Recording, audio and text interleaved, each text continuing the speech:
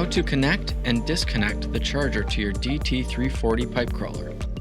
Lifting up the tail at the back of your unit will reveal the charging port cap. Turn the DT340 on its side. Locate the plunger pin at the bottom of the charging port. Pulling out the plunger will free the charging port cap. The charging port will now be visible. The port is keyed and will help guide your keyed charging plug.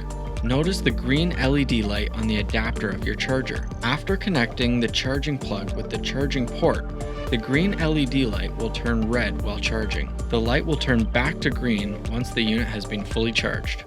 There is an additional LED light on the back of the unit that will turn red once the unit is charging. To disconnect the charger, unplug the charger plug. Turn the DT340 on its side and insert the charging port plug. If inserted correctly, the plunger pin will snap into place.